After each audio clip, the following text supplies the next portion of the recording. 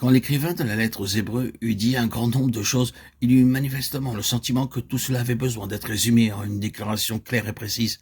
Et ainsi, il écrivit le point capital de ce qui vient d'être dit.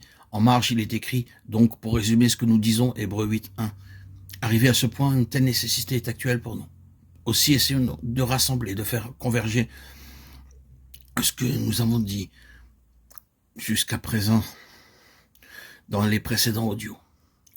D'abord, l'histoire de l'œuvre de Dieu et l'histoire de mouvement et de contre-mouvement, d'action et de réaction, de progrès et de déclin, d'avancement et d'arrêt ou de recul.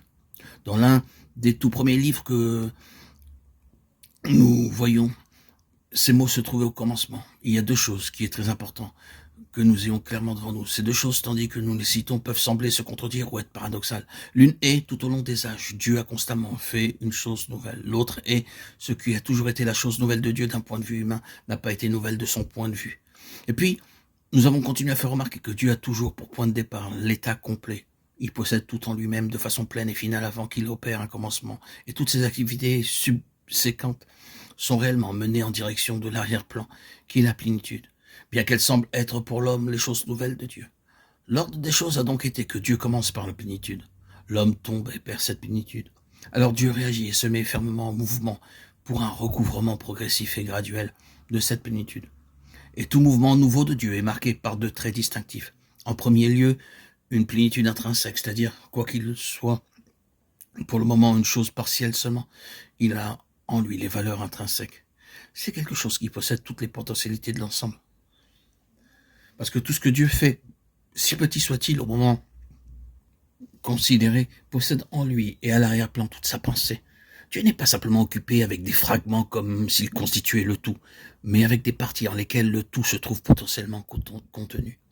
Et puis, en second lieu, ces mouvements représentent toujours un avancement par rapport à ceux qui les ont précédés. C'est-à-dire, chaque mouvement de Dieu est un surplus par rapport à ce qu'il a accompli auparavant. Bien qu'il ait fait ses pas de temps en temps dans la voie du rétablissement, cela a été progressif. Et maintenant, le prochain pas représentera quelque chose qui s'ajoute. Quelque chose de plus, une étape qui va plus loin dans son œuvre de rétablissement de la plénitude originelle. C'est très important d'avoir cet arrière-plan et ce fondement. Puis nous constatons qu'il y a dans ces mouvements de Dieu quelques facteurs majeurs ou qui englobent tout ce que nous avons appelé les réactions divines. L'un de ces facteurs majeurs est un instrument suscité par Dieu dans sa souveraineté, ayant la vision et la passion de Dieu. Un instrument suscité par Dieu dans sa souveraineté signifie que c'est un acte de Dieu. Et étant un acte souverain, il peut n'avoir absolument rien qui l'explique d'un tout autre point de vue. Ce n'est pas que l'instrument en soi un dont tous les observateurs diraient qu'il est l'instrument approprié, non pas que l'homme ou le vase soit tel qui gagnerait l'approbation de l'opinion du monde.